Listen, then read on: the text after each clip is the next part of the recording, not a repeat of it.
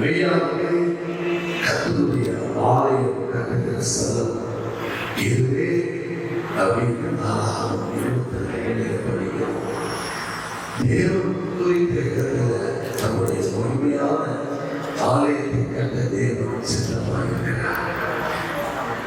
எங்கே கர்த்தருடைய ஆலயம் இருக்கிறதோ அது அந்த ஆலயம் இருக்கிற பகுதி முழுவதும் கர்த்தருடைய பிரசன்னமும் கர்த்தருடைய மகிமையும் தங்குவதை நாம் பார்க்க முடியும்.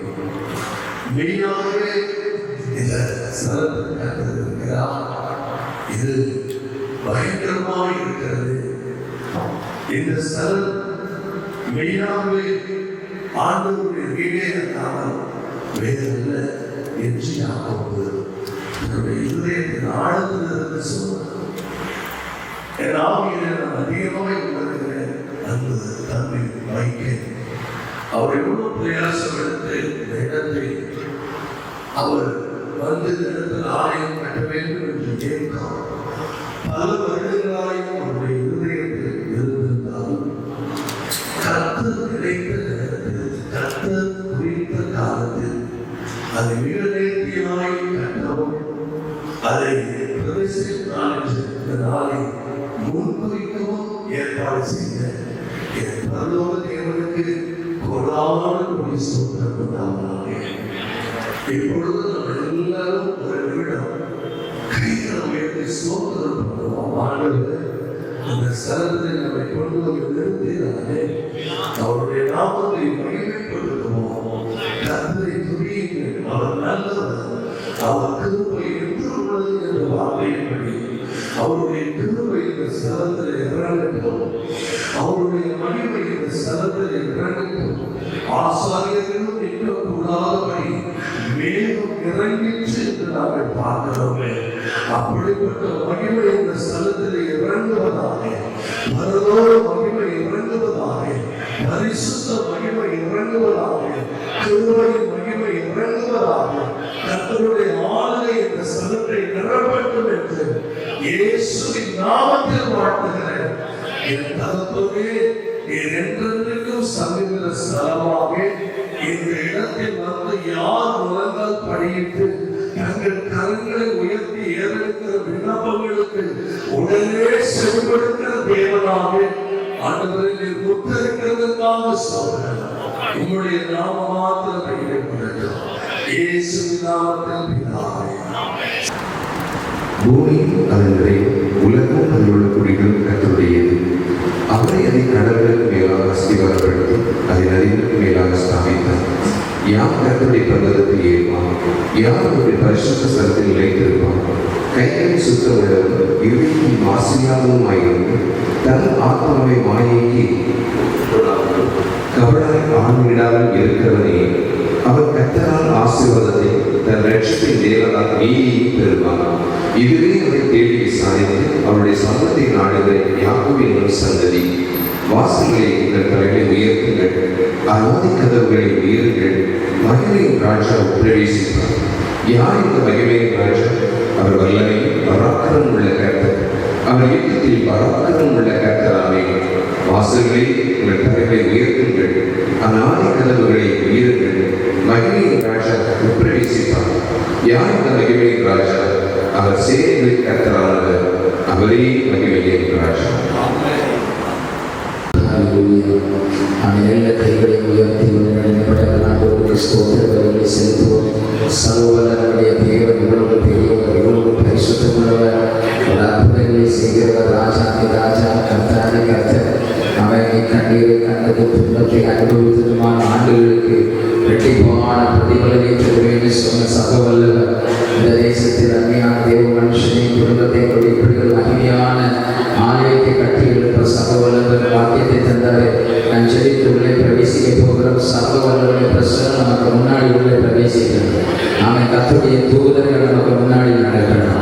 இயேசு நமக்கு முன்னாடி நடக்கணும். சமூகம் நமக்கு முன்பாக செல்லும். கர்த்தருடைய மகிமையுடைய பின்னாலே காக்கிறோம்னு சொன்ன அவருடைய பிரசன்னம் ஆலயத்துக்குள்ளே பிரவேசிக்கட்டும். நாளை தேவ மகிமையினால் நிரப்பப்படட்டும். ஆவியானவர் வருகை எல்லா ஸ்தோத்திரங்களும் லக்ஷண மகாஸ்னி பிரபல கல்கமன வைர பர்வதவத்துனி யாபவனகட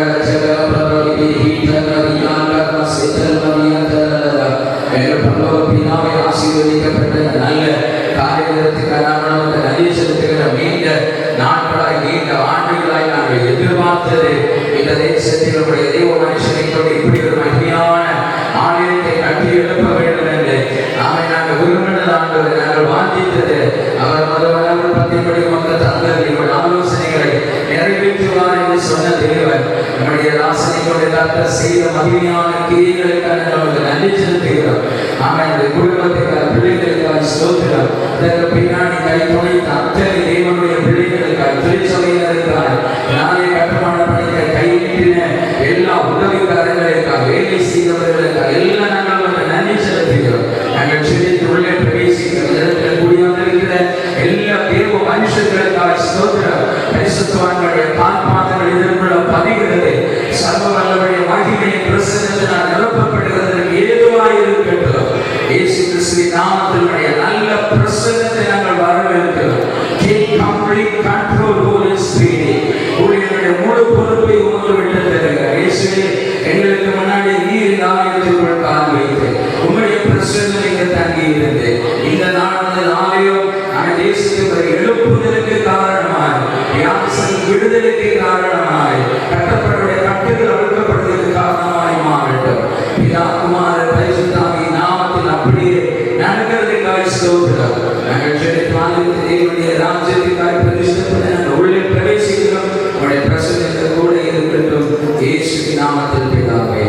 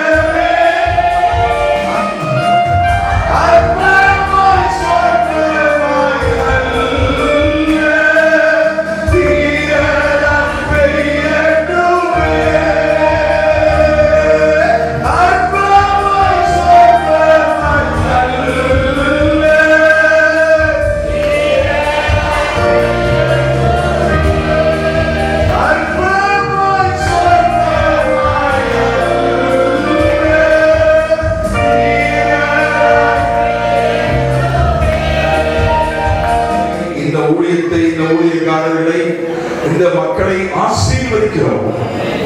உம்முடைய பிரசன்னத்தால, உம்முடைய மகிமையால, உம்முடைய கிருபையால, உம்முடைய வல்லமையால இந்த ஆலயம் நிறைந்திருப்பதாக. பிதா குமாரன் பரிசுத்தாவியின் நாமத்தினாலே இந்த ஆலயத்தை உம்முடைய மகிமைக்கென்று ஜனங்களின் ஆசீர்வாதத்திற்கென்று நாங்கள் பிரதிஷ்டை செய்கிறோம். சபையாராமே சொல்லுங்க. ஆமென்.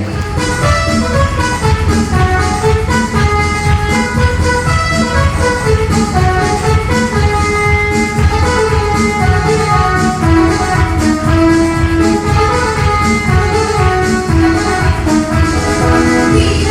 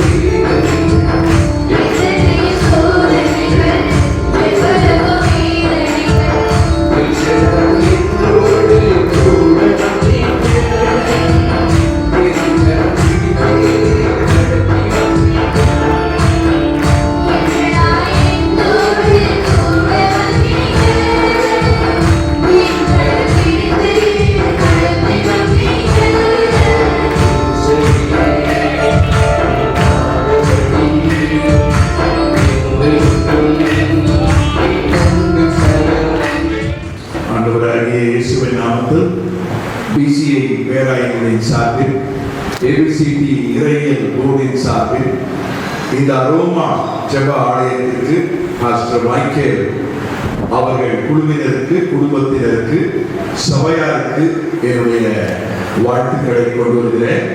இந்த அண்ட சராசரங்களை வசனம் தான் தாங்குது, வசனத்தையே நாங்கள் தான் தாங்குகிறோம். ஹல்லேலூயா. சபையாக நாங்கள் தான் தாங்குகிறோம். வேதாகம கல்லூரிகள் அல்ல, எங்களை போன்ற போதகர்கள் அல்ல, சபைகள். சபை வசனத்தை தூணாக ஆதாரமாக தாங்குகிறது. ஆகவே இந்த சபை பாஸ்டர் எனக்கு தெரியும், வேதாகம கல்லூரியில் அவ்வளவு ஆர்வம், அவ்வளவு வாஞ்சை. அதனால் ரொம்ப வெற்றிகரமாக வாஞ்சையாக ஒரு அணியை முடித்தார்கள், அடுத்த அணி ஆரம்பித்திருக்கிறது. அதனால நீங்க வசனத்துக்கு முக்கியத்துவம் கொடுக்கிறவங்க தொடர்ந்து முக்கியத்துவம் கொடுங்க. தொடர்ந்து வசனத்தை பிடித்துக் கொண்டு சுடர்களை போல பிரகாசியுங்கள். அது உங்களுக்கு மட்டுமல்ல, இந்த வட்டாரத்திற்கே ஆசீர்வாதம், வெளிச்சம். கர்த்தர் இந்த வார்த்தைகளை உங்களை தூணாக, ஆதாரமாக பயன்படுத்தி இந்த வட்டாரத்தை ஆசீர்வதிப்பாராக. ஆமென். நன்றி. கண்ணீரோடு விதைக்கிறவன் கெட்டியத்தோடே அறுப்பான். 126 சங்கீதம் 4ஆம் வசனம். அந்த வார்த்தை இன்றைக்கு இங்கே நிறைவேறியிருப்பதை நான் கர்த்தருக்கு நன்றி சொல்லி தெரிவிக்கிறேன். 2 கொரிந்தியர் 6ஆம் அதிகாரம் அதனுடைய 14 முதல் 18 வரை வசனங்களை வாசிக்க வேண்டாம். அங்கே வேதம் சொல்லுகிறது, நீங்கள் ஜீவனுள்ள தேவனுடைய ஆலயமாய் இருக்கிறீர்கள். ஆமென். இந்த இடத்திலே வந்து வளருகிற தேவ பிள்ளைகள் ஜீவனுள்ள தேவனுடைய ஆலயமாக மாறி, இந்த இடத்திலே வளருகிற ஆவிக்குரிய பிள்ளைகள் ஜீவனுள்ள தேவனுடைய ஆலயமாய் மாறி, யோவான் 1:4 சொல்லப்பட்டிருக்கிறது, அந்த ஜீவன் உலகத்திற்கு வெளிச்சமாக இருக்கிறது, அந்த வெளிச்சத்தை இருள் மேற்கொள்ளாது என்று சொன்னபடி உலகத்தில் இருக்கிற இருளை துரத்துகிற, இருளை மேற்கொள்ளுகிற ஜீவனுள்ள தேவனுடைய சபையாக, ஜீவனுள்ள தேவனுடைய சபையின் ஆத்துமாக்களாக, பரலோக ராஜ்யத்தின் பிரதிநிதிகளாக இந்த திருச்சபையும் திருச்சபை மக்களும் மாறட்டும் என்று சொல்லி மனதார பெரிய திருச்சபையின் சார்பிலும், சென்னை இன்டர்நேஷனல் வேதாந்த கல்லூரியின் சார்பிலும் ஆண்டவராகிய இயேசு கிறிஸ்துவின் நாமத்தில் இந்த சபையை நான் வாழ்த்தி ஆசீர்வதிக்கிறேன். தேவனுடைய விலையேறப்பட்ட ரட்சிப்பு, தேவனுடைய விலையேறப்பட்ட பரிசுத்தாவின் அபிஷேகம், தேவனுடைய விலையேறப்பட்டதான வல்லமை இந்த சபையில் நிறைந்து இருக்கிறதை நாம் மறந்து போகக்கூடாது.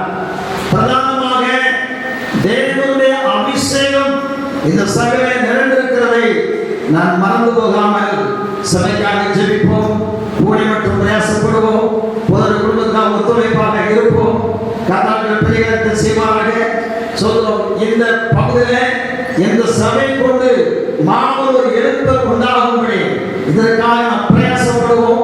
நாங்கள் அதற்காக பிரயாசப்படுகிற நாங்கள் அருமையான கர்த்தருடைய தாசரோடு ஒத்துழைப்பாக இருப்போம். இந்த பகுதியில் ஒரு பெரிய எழுப்புதலை கர்த்தர் கொண்டு வருவார்.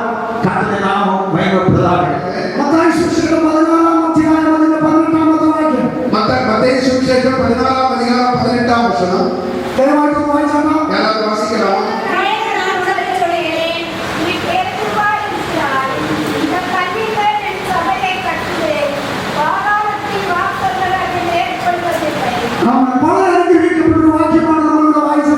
ஆசீர்வதிக்கப்பட்டதான ஒரு வார்த்தையை நாம் வாசித்தோம். தெய்வத்தின் சபை என்று പറയുന്നത് தேவனுடைய சபை என்பது വിശുദ്ധ ബൈബിൾ പറയുന്നു, ദൈവത്തിന്റെ സഭയെ തകർക്കാൻ ലോകത്തിൽ ഒരു ശക്തിയും ഇന്നുവരെ സ്വർഗ്ഗം അനുവദിച്ചിട്ടില്ല. கர்த்தருடைய வார்த்தை சொல்லுகிறது, தேவனுடைய சபையை உடைப்பதற்கு, தேவனுடைய சபையை மேற்கொள்வதற்கு இந்த உலகத்தில் ஒரு சக்தியாக முடியாது.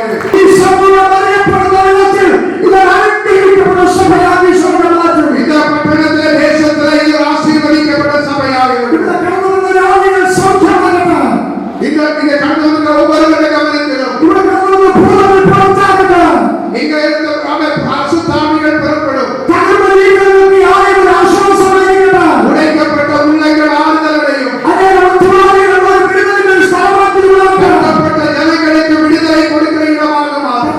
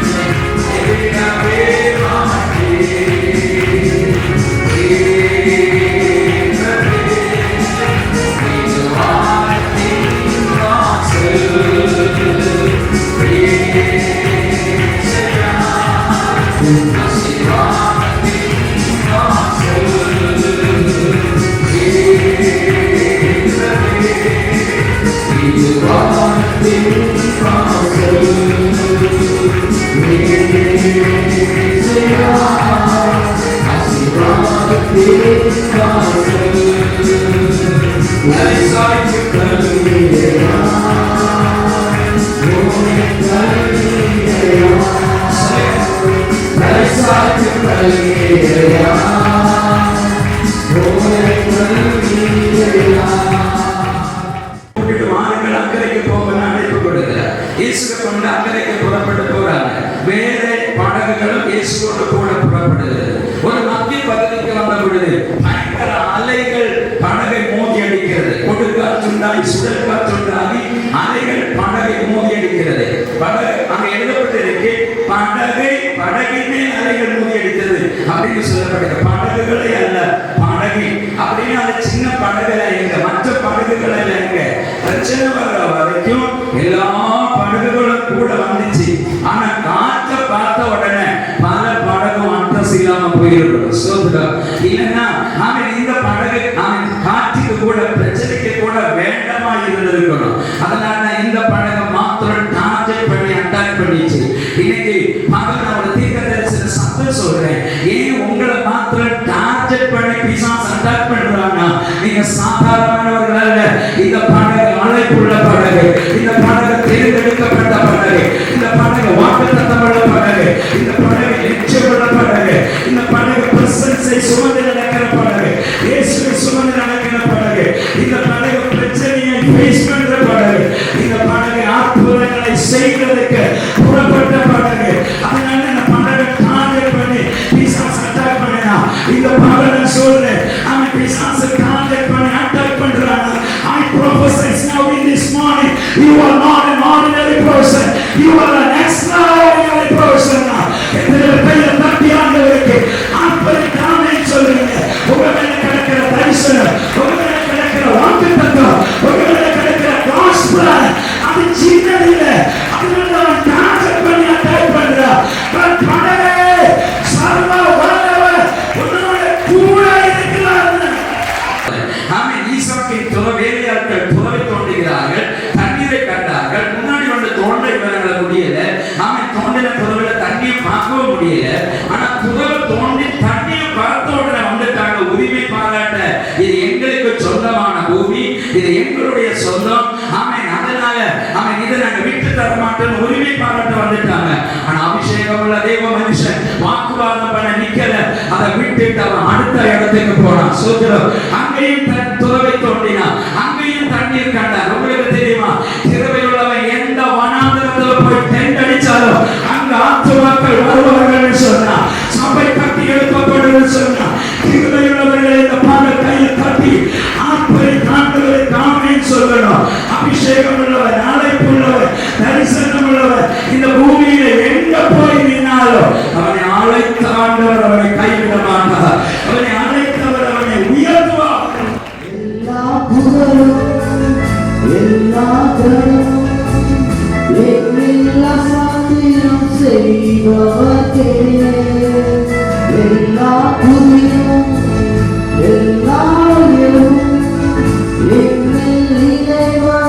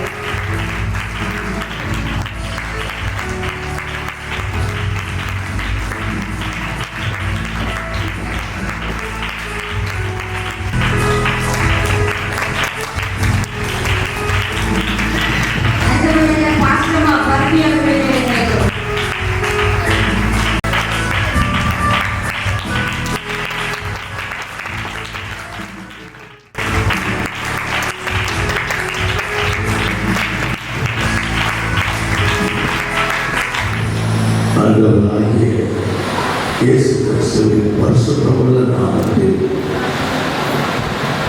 உங்கள் யாவருக்கும் என் அன்பின் வாழ்த்துக்கள். இந்த மகிமையான நாளை பல காலமாக ஏங்கி எதிர்பார்த்து கொண்டிருந்த எனக்கும் என் குடும்பத்துக்கும் என் சபைக்கும் மிகப்பெரிய ஒரு மகிழ்ச்சி. யாரும் ஒருவர் வேதத்தை வாசிக்கலாம். ஏசாயா 56ஆம் அதிகாரம் 7ஆம் வசனம். நான் என் பரிசுத்த பர்வதத்தில் கொண்டு வந்து என் ஜெப வீட்டிலே அவர்களை மகிழ பண்ணுவேன். அவர்களுடைய சர்வாங்க தகனங்களும் அவர்களுடைய பலிகளும் என் பலியிடத்தின் மேல் அங்கீகரிக்கப்படும். என்னுடைய வீடு சகல ஜனங்களுக்கும் ஜெப வீடு எனப்படும். அல்லேலூயா. எனக்கு அன்பானவர்களே, பிரதிஷ்டை செய்யப்பட்டிருக்கிற மகிமையான தேவாலயம் என்னுடைய வீடு, மை ஹவுஸ். ஆண்டவர் என்ன அருமையாய் சொல்லுகிறார், இது தேவனுடைய வீடு, இது என்னுடைய வீடு. என்னுடைய வீடு சகல ஜனங்களுக்கும் ஜெப வீடு. 3 காரியங்கள் அந்த வசனத்தில் இருக்கு. 1, மகிழ பண்ணுவேன். 2, அங்கீகரிக்கப்படும். 3, என் வீடு சகல ஜனங்களுக்கும் ஜெப வீடு. சமைக்கல நான் சொல்றேன், தலைவலியும் சோர்வு, வறுமை, கஷ்டம், தரித்திரம், பாடுகள், வேலையின்மை, கல்யாணாகாத சூழ்நிலை, பிள்ளை இல்லை, எலிகா, எந்த காரியங்கள் இருந்தாலும் நான் ஆலயத்துக்கு போவதையும் ஜெபிப்பதையும் நிறுத்த மாட்டேன்னு ஒரு தீர்மானம் எடுங்க. கர்த்தருடைய மகிமை வெளியரங்கமாகும். கைகளை உயர்த்தி ஒரு ஆமென் சொல்லுங்க பார்க்கலாம். கர்த்தருடைய மகிமையை நீங்க பார்க்க முடியும். ஒரே ஒரு வார்த்தை சொல்றேன், இந்த ஆலயத்துக்கு வாங்க, ஆச்சரியப்படுவீங்க. இந்த ஆலயத்துக்கு வாங்க, அதிசயங்களை காண்பீங்க. இந்த ஆலயத்துக்கு வாங்க, உபாகமம் 28:1 படி, யோசுவா 3:5 படி கர்த்தர் உங்களை மேன்மைப்படுத்துவார். இந்த ஆலயத்துக்கு வாங்க, நுகங்கள் முறிக்கப்படும். இந்த ஆலயத்துக்கு வாங்க, கட்டுகள் அறுக்கப்படும். இல்லாமை ஆக்குகிற கர்த்தர். உங்க வாழ்க்கையில எதெல்லாம் இல்லைன்னு நினைச்சு வேதனைப்படுறீங்களோ, ஆலயத்தை தேடி வாங்க, 100% அது நிறைவேறும்.